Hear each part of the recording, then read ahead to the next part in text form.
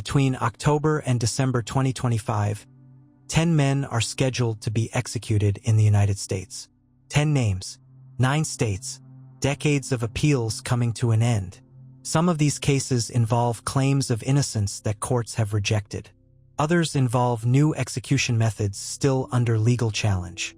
All involve crimes that destroyed families and left questions about justice, process, and finality. Before we begin, if you're watching this, leave a comment. Tell us what state or country you're in and what time it is where you are. It's interesting to see how far the truth about these cases reaches, and who's paying attention when the rest of the world looks away. This is the execution calendar for the final quarter of 2025. Who these men are, what they were convicted of, how long they've waited, and what could still change. Number 10. Roy Lee Ward, Indiana, October 10, 2025.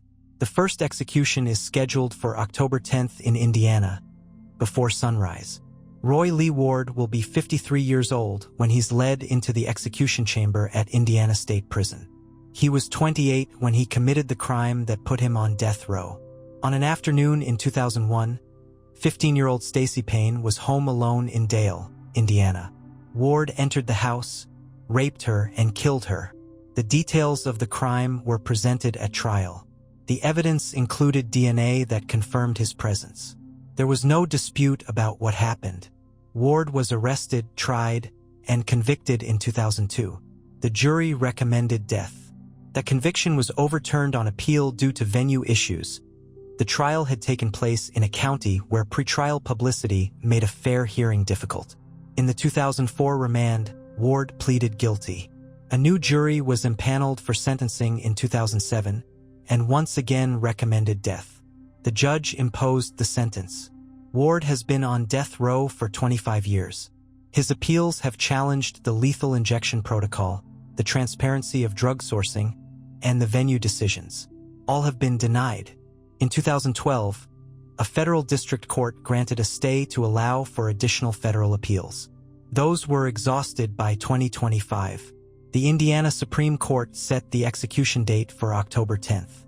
Ward's legal team has raised concerns about his background, physical and emotional abuse during childhood, mental health issues that were never fully explored at trial. Courts have reviewed and rejected those arguments.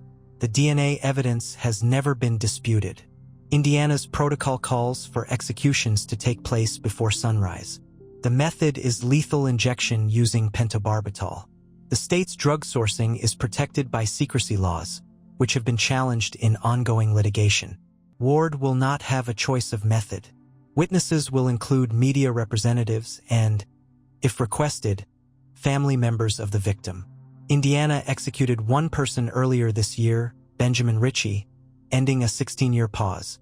Ward's execution will be the second since 2009. Legislation to abolish the death penalty in Indiana has been introduced but has not advanced. Number 9. Samuel Lee Smithers, Florida, October 14, 2025. 4 days later, on October 14th at 6 o'clock in the evening, Florida will carry out an execution at Florida State Prison. Samuel Lee Smithers will be 72 years old. He was 43 when he committed the murders that brought him there. In 1996, 2 women, Christy Cowan and Denise Roach, were killed in Tampa. Smithers had met them at a motel, paid for sex, then murdered them. Their bodies were later found in a rural pond. Smithers was convicted on June 25, 1999, of 2 counts of first-degree murder. The jury unanimously recommended death on both counts. He was sentenced accordingly. What makes this case unusual is Smithers' background. He was a Baptist deacon, known in his community for church involvement. The nickname Deacon of Death emerged during media coverage. He had met the victims at church-related property before the murders. During the trial, his defense presented evidence of his contributions to the community and noted that he had been a model inmate. None of it changed the outcome. Smithers confessed to the murders, but his trial testimony conflicted with earlier statements. The prosecution relied on physical evidence and witness accounts to secure the conviction. He has been on death row for 29 years. His direct appeal was affirmed by the Florida Supreme Court in 2002. Post-conviction relief was denied in 2009. Federal habeas corpus was denied in 2011. All appeals have been exhausted. Florida is on track for a record year in executions. 11 have been carried out so far in 2025, the highest number since the reinstatement of the death penalty in 1976. Smithers will be the 12th. Governor Ron DeSantis has signed death warrants at a faster pace than any Florida governor in recent decades. The state uses lethal injection with a 3-drug combination: etomidate, rocuronium bromide, and potassium acetate. Drug sourcing remains protected under secrecy laws, which continue to face legal challenges. But Florida isn't the only state moving forward on October 14th. Number 8. Lance Collins Shockley, Missouri, October 14th, 2025. On the same evening, October 14th at 6 o'clock, Missouri will carry out an execution at the Eastern Reception, Diagnostic and Correctional Center. Lance Collins Shockley will be 48 years old. He was 28 when he was convicted of murdering Missouri State Highway Patrol Sergeant Carl Graham, Jr. On December 8, 2005, Sergeant Graham was investigating Shockley for a fatal crash and fleeing the scene. The investigation led Graham to Shockley's home in Carter County. At some point during that encounter, Graham was shot and killed outside the residence. Shockley was arrested and charged with first-degree murder. The trial took place in 2009.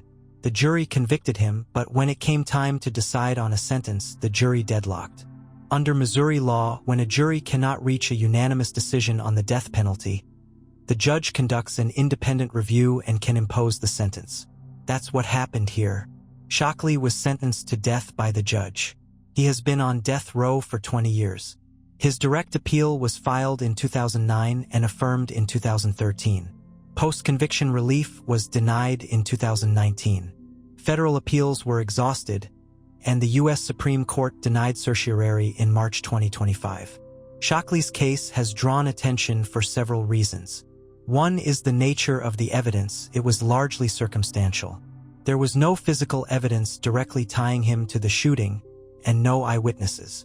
His attorneys have argued that without those elements, the conviction should not have stood. Courts have disagreed. Another issue involves juror misconduct.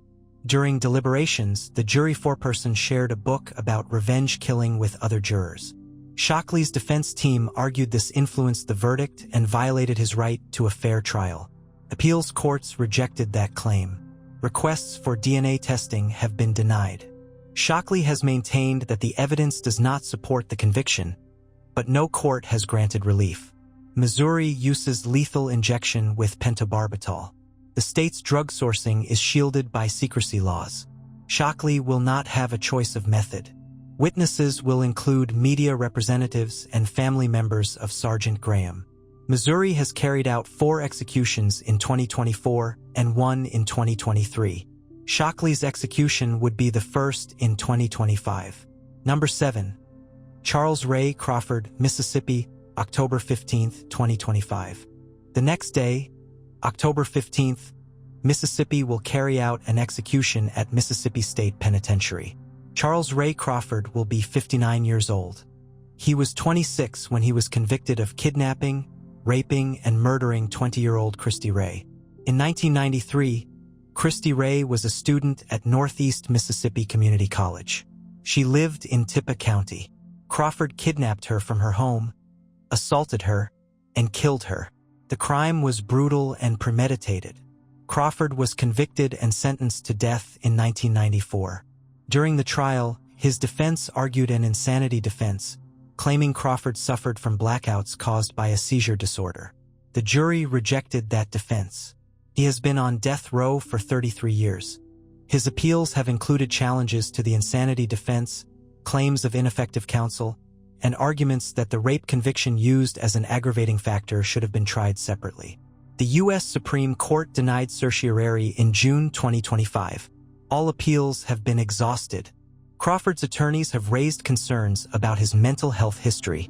They argue that his seizure disorder was not adequately presented during the original trial, and that blackouts he experienced in prior assaults should have been explored more fully. Courts have reviewed and rejected those claims. requests for DNA testing have been denied. Mississippi uses lethal injection as its primary method, but the state has also authorized nitrogen hypoxia, electrocution, and firing squad. If lethal injection drugs are unavailable, the Department of Corrections chooses the alternative method. Mississippi carried out one execution earlier in 2025, Richard Gerald Jordan, after a pause that lasted several years. Crawford's execution would be the second this year. But the most controversial case on this list is still ahead. Number 6. Robert Leslie Roberson III, Texas, October 16, 2025. The following day, October 16th, Texas is scheduled to execute Robert Leslie Roberson III at the Polunsky unit. Roberson will be 58 years old. He was 35 when he was convicted of killing his 2-year-old daughter, Nikki Curtis. This case is different from the others. Roberson was convicted in 2003 based on a diagnosis of shaken baby syndrome. The prosecution argued that Nikki's injuries were consistent with violent shaking and that Roberson was responsible. He was sentenced to death. Since then, the science behind shaken baby syndrome has been called into question. Medical experts who have reviewed the case now believe that Nikki died from pneumonia complicated by a shortfall, not from abuse. Roberson's defense team has presented new evidence showing that the injuries once attributed to shaking can occur from other causes, including illness and accidental trauma. Roberson has been on death row for 23 years. His appeals have focused on the evolving medical evidence and the reliability of the original diagnosis. In 2016, he received a stay to allow courts to review new scientific findings. That stay was eventually lifted. A habeas petition is currently pending at the Texas Court of Criminal Appeals, but no ruling has been issued. Roberson's case has drawn national attention. The Innocence Project has taken up his cause, arguing that he is on death row for a crime that never occurred. Medical professionals, forensic experts, and even some law enforcement officials have called for his sentence to be overturned or commuted. Another factor complicates the case. Roberson has undiagnosed autism, a condition that was not recognized during his trial.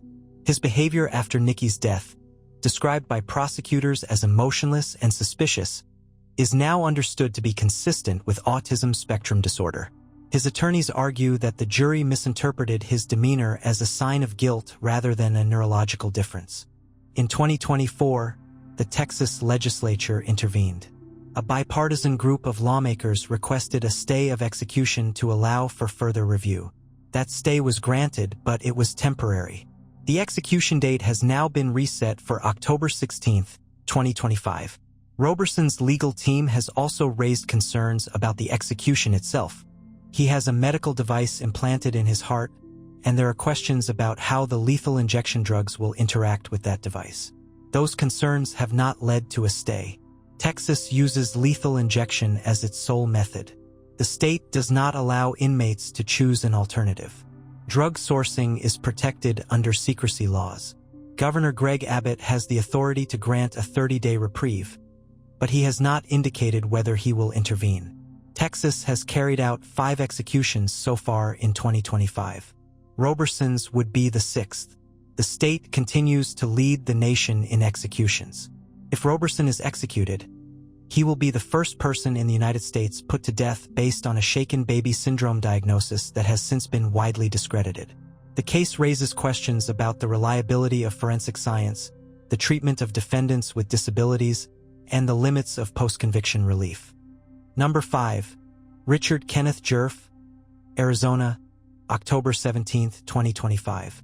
The next day, October 17th, Arizona will carry out an execution at the Arizona State Prison Complex. Richard Kenneth Jerf will be 55 years old. He was 23 when he killed 4 members of the Luna family in Phoenix.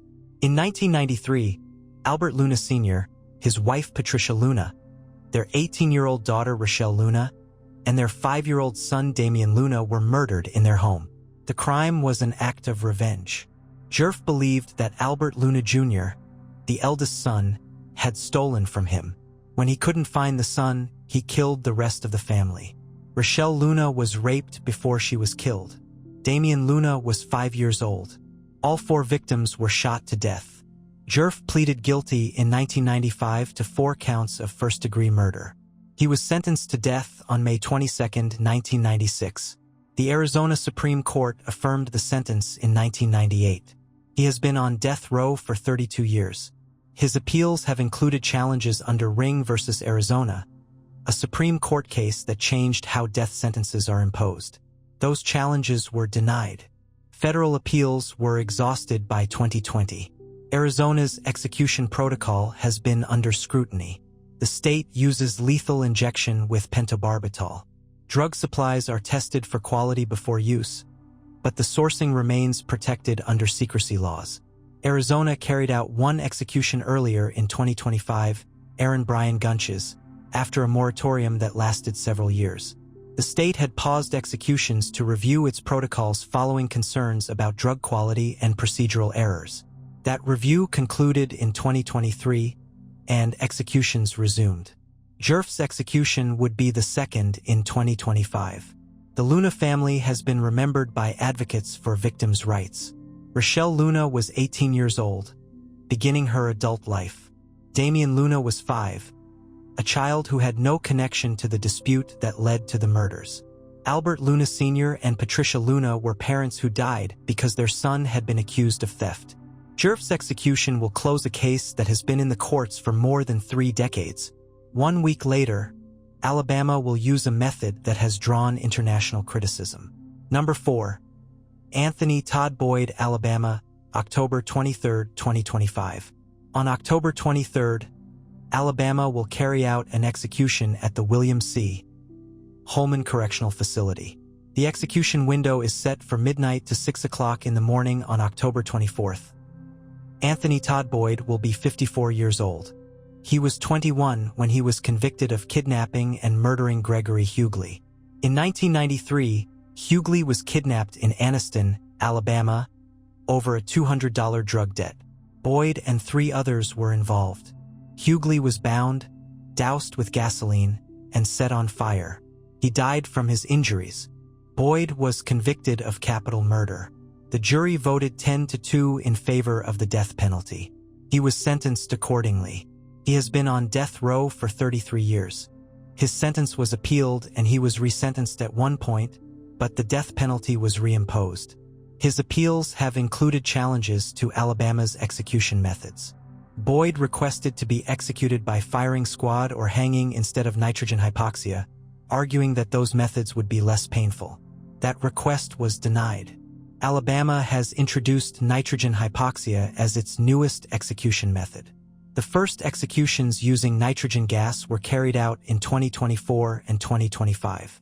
The method involves placing a mask over the inmate's face and replacing breathable air with pure nitrogen, causing death by oxygen deprivation.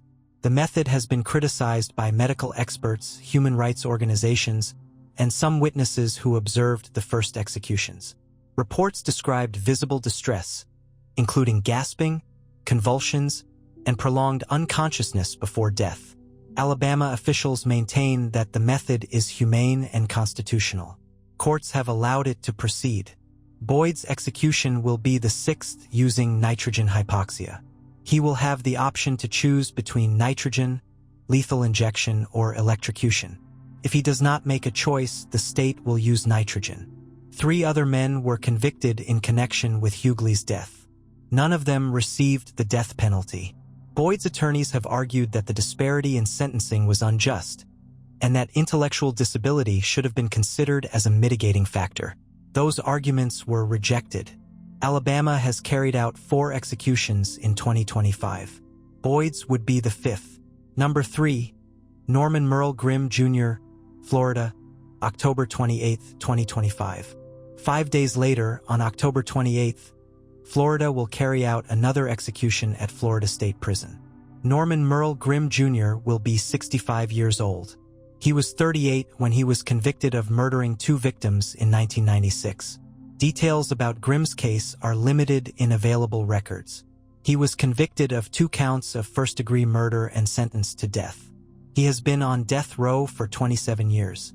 His appeals have been exhausted. Grimm's execution will be Florida's 12th in 2025, cementing the state's position as the most active death penalty jurisdiction in the country this year. The previous record was set decades ago, and 2025 now surpasses it. The protocol remains lethal injection using a 3-drug combination. Grim will not have the option to choose electrocution, as that choice is only available to inmates sentenced before 2000. Witnesses will include media representatives and, if requested, family members of the victims.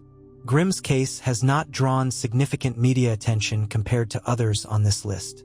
His execution will proceed as scheduled unless a court intervenes or the governor grants clemency. Neither is expected. After October, the pace slows, but the calendar isn't finished. Number 2. Tremaine Wood, Oklahoma, November 13, 2025. After a gap of more than 2 weeks, Oklahoma will carry out an execution on November 13th at Oklahoma State Penitentiary. Tremaine Wood will be in his mid-40s. He was convicted of first-degree murder in connection with a robbery in Oklahoma City in 2001. Details about Wood's crime are limited in available records. He was arrested, tried, and convicted of first-degree murder. He was sentenced to death. His appeals have been exhausted, and his clemency petition was denied by the Oklahoma Parole Board. Wood has a brother, Ronald Wood, who was also involved in the crime. Ronald Wood was sentenced to life in prison, not death. The disparity in sentencing has been noted in court filings, but it has not led to a change in Tremaine Wood's sentence. Oklahoma uses lethal injection as its primary execution method. The state has also authorized nitrogen hypoxia, electrocution, and firing squad as alternative methods if lethal injection drugs are unavailable. Oklahoma carried out 2 executions earlier in 2025. Wood's would be the third. The state resumed executions in 2021 after a moratorium that lasted several years. Since then, it has maintained an active execution schedule. Wood's execution date is set for November 13th. No time has been specified, but Oklahoma typically conducts executions in the late morning. Number 1. Harold Wayne Nichols, Tennessee, December 11, 2025. The final scheduled execution of 2025 will take place on December 11th in Tennessee. Harold Wayne Nichols will be 64 years old when he's executed at Riverbend Maximum Security Institution. He was 28 when he was convicted of raping and murdering 21-year-old Karen Pulley. In 1988, Karen Pulley was attacked in Hamilton County, Tennessee. She was raped and killed. Nichols was identified as the perpetrator. The crime was part of a series of rapes he had committed in the area. Nichols pleaded guilty to first-degree murder in 1990. The jury imposed the death penalty. He has been on death row for 37 years, the longest wait on this list. His appeals have included challenges based on vagueness in federal sentencing law, specifically Johnson v. United States. Those appeals were denied in 2019. All legal avenues have been exhausted. A clemency petition was rejected in 2018 based on a recommendation from the district attorney's office. Pulley's family has advocated for the execution to proceed, expressing frustration with the length of time it has taken. Nichols is a serial rapist. He was convicted of multiple sexual assaults in addition to Pulley's murder. His criminal history was a significant factor in the decision to impose the death penalty. Tennessee allows inmates sentenced before 1999 to choose between lethal injection and electrocution. Nichols qualifies for that choice. The state's current protocol uses lethal injection with a drug combination that was revised in 2025 after a pause in executions. The new protocol was implemented earlier this year, and Tennessee carried out 2 executions under it. Nichols' execution is scheduled for 10 o'clock in the morning on December 11th. Witnesses will include media representatives and family members of Karen Pulley. The execution will mark the end of the 2025 calendar and close a case that has been in the courts for nearly 4 decades. 10 executions, 9 states, 23 to 37 years on death row. Some of these men will die for crimes no one disputes they committed. One will die for a crime that medical experts now say never happened. All of them will die because courts have ruled that the process was followed, the appeals were exhausted, and the sentence stands. Whether you see that as justice or something else depends on where you stand. What's certain is this: the calendar moves forward. October, November, December. 10 dates, 10 endings. If this information matters to you, subscribe. We'll keep you updated as these cases move toward their final hours. Thanks for watching.